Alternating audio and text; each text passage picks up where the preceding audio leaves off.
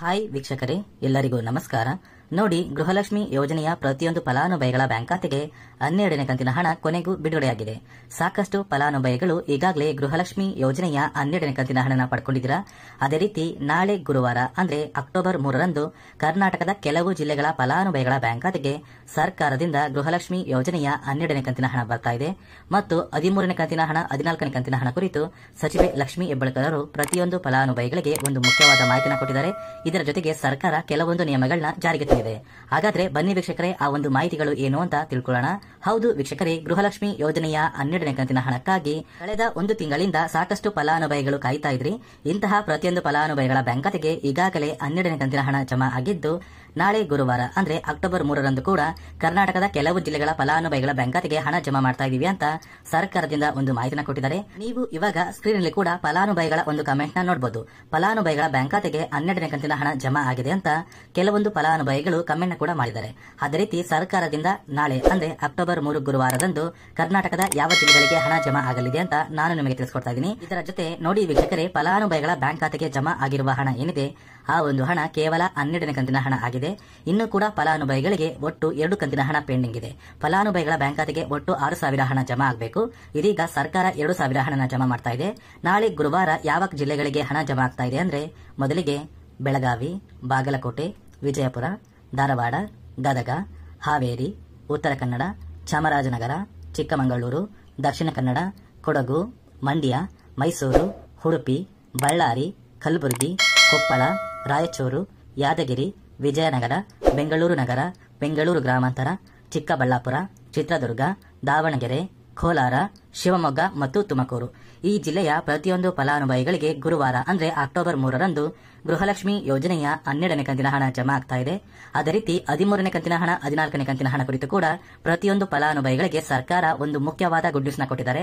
ಫಲಾನುಭವಿಗಳ ಬ್ಯಾಂಕ್ ಖಾತೆಗೆ 11ನೇ ಕಂತಿನ ಹಣ ಜಮಾ ಆಗಿದ್ರೆ 12ನೇ ಕಂತಿನ ಹಣ ಅಕ್ಟೋಬರ್ ತಿಂಗಳ ದಸರಾ ಹಬ್ಬ ಬರುವಷ್ಟರಲ್ಲಿ ಪ್ರತಿಯೊಂದು ಫಲಾನುಭವಿಗಳಿಗೆ ಜಮಾ ಮಾಡ್ತೀವಿ.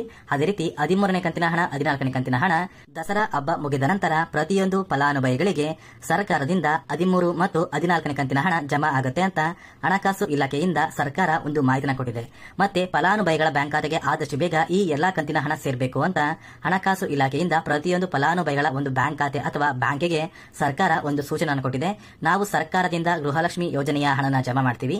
ಆದಷ್ಟು ಬೇಗ ಪ್ರತಿಯೊಂದು ಫಲಾನುಭವಿಗಳಿಗೆ ಅವರ ಬ್ಯಾಂಕ್ ಖಾತೆಗೆ ಹಣ ತಲುಪುವಂತಹ ಪ್ರಯತ್ನಕ್ಕೆ ನೀವು ಸಹಾಯ ಮಾಡಬೇಕು ಅಂತ ಸರ್ಕಾರದಿಂದ ಪ್ರತಿಯೊಂದು ಬ್ಯಾಂಕ್ಗಳಿಗೆ ಒಂದು ಮನವಿನ ಕೂಡ ಸಲ್ಲಿಸಿದ್ದಾರೆ.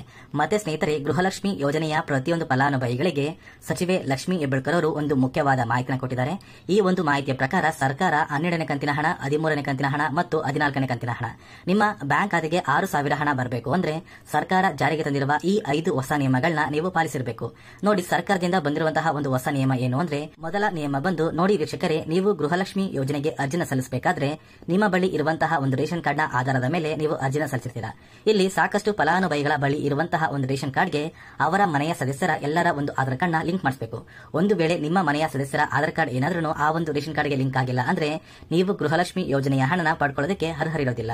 ಮತ್ತೆ ಎರಡನೆಯ ಒಂದು ನಿಯಮ ಬಂದು, ನಿಮ್ಮ ಮನೆಯ ಸದಸ್ಯರು ಅಥವಾ ನೀವು ಗೃಹಲಕ್ಷ್ಮಿ ಯೋಜನೆಯ ಹಣನ ಪಡಿಬೇಕು ಅಂದ್ರೆ ಯಾರು ಕೂಡ ಸರ್ಕಾರಿ ನೌಕರರಾಗಿ ಕಾರ್ಯನಿರ್ವಹಿಸ್ತಾ ಇರಬಾರ್ದು.